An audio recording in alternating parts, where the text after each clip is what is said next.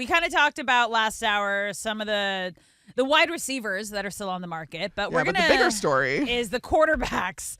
We're going to do the little quarterback carousel is almost complete. But let's start with Aaron Rodgers, all right? He just went and had a 6-hour meeting with the Steelers yesterday, which are one of the two big franchises that were reportedly going hard after him. But he's still, I don't know if he's still deciding if he's going to play next season or if he wants to play with the Steelers. I'm so confused at this whole thing. Yeah, because there's not that many options. No.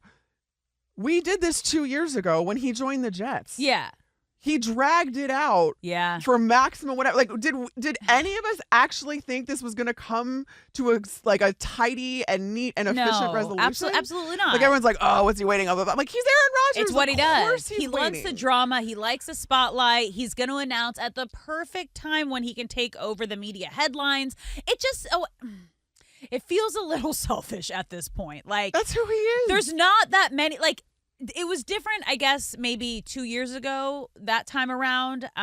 Different Aaron Rodgers, not coming off a Achilles injury and then going 5-12 with the Jets last season. He's just not the same guy. He's not that same MVP caliber player. He's still, I would say, top middle of the pack quarterbacks in the NFL right now. Being at the NFL Combine was very interesting because you're talking to people about him specifically, and I've never seen people be it be such a polarizing topic because there were some people I talked to in like league front offices that were like, yeah, dude, I'm sure he still has juice. He needs to be in a better situation. He'll be one more year removed from that Achilles injury. Like, he still has it. And then other guys that were like, I wouldn't touch him with a 10-foot pole. Yeah. And I'm like, it was either one or the other two. Interesting. There's no in between. But there was a significant contingent of people that still believe, and I see where they're coming from in that you don't just drop off. And when you have an injury like that, it really does take multiple years to get back from it, no matter what 40. Aaron Rodgers says. And especially if you are 41, going on 41 years old. Yeah. The biggest thing that came out this week, though, is not only that he had those meetings with the Steelers, but that the Vikings are taking themselves out. Yes. And it's not even that they're taking themselves out, because according to Diana Rossini, it's just that they're deciding not to make a decision right now. Yeah. And they understand. Go with JJ. JJ's our guy. No, they understand that Aaron Rodgers could end up signing elsewhere. Yeah. And it's not that they're not necessarily interested, is what the reporting said. Okay. It's just that they're okay with not making the decision now, and if that means that he goes somewhere else, so be it. Okay, interesting. So it's not off the table, but they're just not going to be aggressive.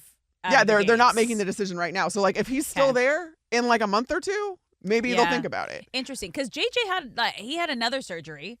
He had the MCL injury, which happened in his first preseason game. Yes. And then later on in the season, he had to have another surgery to reduce the swelling that had happened in the knee. So it was technically a setback.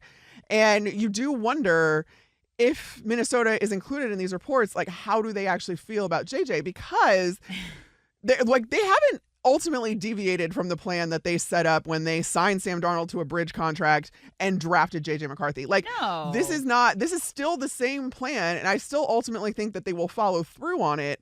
Yeah. But where there's smoke, there's fire. And I heard my friend Nate Tice talking about it on his Football 301 podcast on Yahoo, where when you hear a team included in this, there's something to that. Yes. And that's just really interesting to me, because no part of that makes sense for the Minnesota Vikings to me, to assign a guy like Aaron Rodgers, who clearly thinks that he should still be a starter. Yeah. And then you're going to kind of, like, he's not a notorious mentor. No. Although I will say that Jordan Love has said a lot of good things about who he was, but at the same time, and then Jordan at the end Love, of his Jets tenure, he said, "I'm ready to be that guy." I don't care what he says. He said, "I'm ready I don't to be care that what guy he to says. mentor First of all, I do another not care. young guy." But he's not going to be a backup.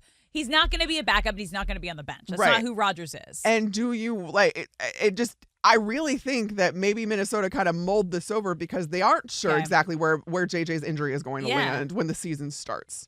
And he's missed all of this time that he could have been developing with rehab. Yes. That's the issue here. But now with Rodgers facing this decision between the Steelers, the Giants. Yeah. I mean, the Giants even kind of did a contingency plan, signed Jameis Winston to 2 years and $8 million. Right, which I feel like was kind of their own, like, well, we're not going to wait around for you, Aaron. Yes, exactly. Which they needed to do something. They have something. Especially in a year where, I mean, Joe Shane and Brian Dable's job are on the line. rides on this next year, which is such a tough position to be in if you're the Giants, because you have so many needs still too. That offensive line in New York is not good. Your best player, Andrew Thomas, isn't always healthy either. No. You can't even rely on that. So wooing a free agent quarterback who's 40 or close to it, if you're talking Rodgers or Russell Wilson, how are you going to do that when you're going to be like, we don't really have the best guys in front of you? And Russell Wilson is more mobile than Aaron Rodgers is, but he's still not, the Russell Wilson of 5 years ago. No. As far as mobility goes. Which is interesting too. Like, where obviously Steelers reportedly made a lowball offer to Justin Fields over Russ, so they were willing to go with Justin Fields gives you Russ. More upside. Yeah. Which, because we talked about this last week, the first round pedigree just does not leave you. No. Or maybe it was 2 weeks ago, but the first round pedigree does not leave you to the point where everybody will always be chasing your potential. Yeah. And if you're saying, he was a first round pick, it's like, you don't want that to be what sticks with you. You want to be like, this is a great player, and you want to focus on your. If you say former first round pick, it usually means they didn't have any sort of thing that really helped. They didn't do much in the league itself. No. But I mean, Justin Fields is a Jet now. Yes. He's going to be. He's in New York. For all we know, he's going to be the starter. Yes. And again, I went over it. If you want to look on my Instagram, it's on there about why I believe it made a lot of sense for Aaron Glenn taking Justin Fields. Yeah.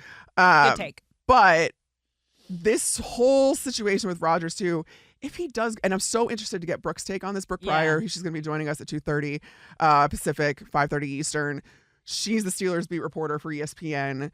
I'm so interested to get her take on, all right, hypothetically, if this goes through, you now have DK Metcalf, so many personalities, George Pickens, so many personalities, and you're going to throw Aaron Rodgers. Like, Mike Tomlin is already a Hall of Fame coach for what he's done on the field. But if anyone can handle it, it's Mike Tomlin.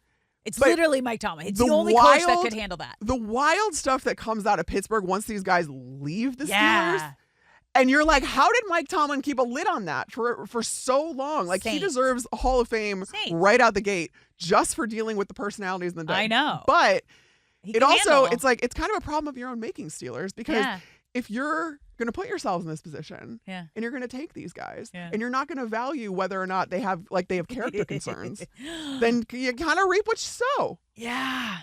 It's feeling that's going to be the best bet for Aaron Rodgers, where he could have the most success, kind of have the best situation. He's going to have the weapons. You have one of the best coaches, more than that, you have in the league. You have a defense that you can rely on too. So especially like when you're getting used to the system and all that kind of stuff, like you absolutely have a defense that's going to win you games, because that's how the Steelers haven't had a losing season under Mike Tomlin. It hasn't been because of offense. They haven't been able to address the offense or the quarterback position since Ben Roethlisberger. Yes.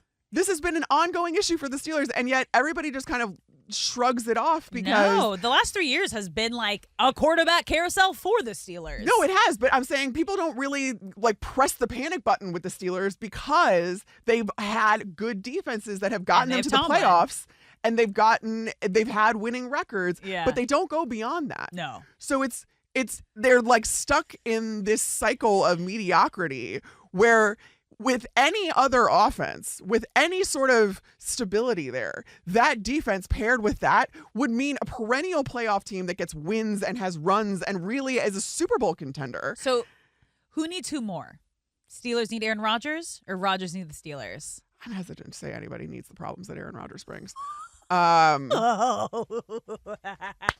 don't. Where do you think he's going to land? But you've shut the door basically on Russell Wilson. Yes. And who else is out there at this point? I mean, okay, so what if they didn't? And then, it's hard because you've already kind of said you want to move on. Do you really want to be like, oh, let's try it again and bring it back, even though we made an offer to the other quarterback we had here last year instead of you? And who would you roll the dice with? Trey Lance? Trey Lance is still out there as far as quarterbacks go. What is Trey Lance, though? Nobody knows. Most 2 teams now have given up on him. Yeah. So, you can't and we think haven't that's seen anything. That's going to bode well. Apparently, Falcons are calling everyone to try to trade Kirk Cousins, and that's just such a tough situation because I think his best bet is going to be if a quarterback gets hurt in camp early or beginning of the season where a team still feels like they could be a contender and they need someone. It's just that's a really hard. I mean, but the thing is tough. with Atlanta, the tough part is like you still have to pay him this year regardless. Like you're going to have a lot of dead cap if you part ways with Cousins. So it's like you almost might as well keep him on the roster. Unless you're getting a really like if you're actually getting a third for Kirk Cousins, sure, go out and do that. I don't know that you are. Yeah. And so in that context, I feel like it makes a lot more sense to keep Kirk Cousins, even like doing that, guaranteeing him $100 million and then turning around and drafting Michael Penix Jr. with the 8th overall pick. The writing was on the wall. That was an insane behavior. And like nothing that happened last season. I get that Kirk Cousins did not look good, and Michael Penix Jr. like looked like he could be the guy. But again, he's also coming off of an Achilles. But that doesn't justify what Atlanta did. No. Like I feel like so many people absolved Atlanta. Like, see, it was a good thing that they ended up drafting Michael Penix. No, it wasn't. No, because you're still attached to Kirk Cousins' contract. That even if you trade him, you have dead money to contend with this year, and so you might as well keep him. But then, are you keeping? I'm so interested to see. I didn't get to it. The do's and don'ts. The new quarterback season cast was announced. Yeah, and Kirk Cousins is on it again. But I think it's good that he's on it again because now we get to see how this all unfolded and what he really thought about Atlanta drafting Michael Penix and how that dynamic went. Because it was last year. I forgot about that. I'm like, it's going to be this year. It's going to be weird. We're just going to like see him on the bench. It's coming out. So this was everything that happened last year. Oh, that's going to be spicy. So you have that. That's actually a great and then you have Jared Goff. Situation. You have Jared Goff, which I feel like people are going to fall in love with the Lions all over again. Yeah. And then you have Joe Burrow, who is so mysterious as it is. Like he doesn't do much on social media. You don't really hear him talk that much. That's actually great. And especially after last season where the offense went off, insane year. And individually he had an incredible season. And he's trying to fight for Jamar and T's contract at the whole time. And got it.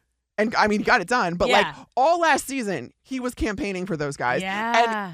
And not only like off the field, but like on the field too. Which is crazy. He was feeding Jamar. Front office kept saying, we can't pay them all. We can't keep everybody. We can't do it. If it's going to cost you your quarterback, you damn well can. And then they did. And they did. And they can still pay money. Like, again, it's just a matter of how much the owners... If they want to, they will. This is what we were saying before. It's just a matter of how much owners are willing to put, like, up front. Let that be a life lesson. If they want to... They will. They will. In relationships, I think sports teams... It's going to be so interesting to see those three guys. But I'm very interested to see Kirk Cousins because... it's going to be... I cannot wait to get... What? Like, what do you do? Like, it's... I cannot wait to see how that actually went down and how Kirk Cousins actually felt. Yeah, that's going to be brutal. But he's so kind. Like, I fell in love with Kirk Cousins on the last quarterback. Season, yeah. Like, he's just... He's dad. So kind. He's a dad. And he's so reasonable. He's a dad. And he means really well. He's going to be so hurt. I'm going to, like... Is it going to make me cry? I don't know, I might.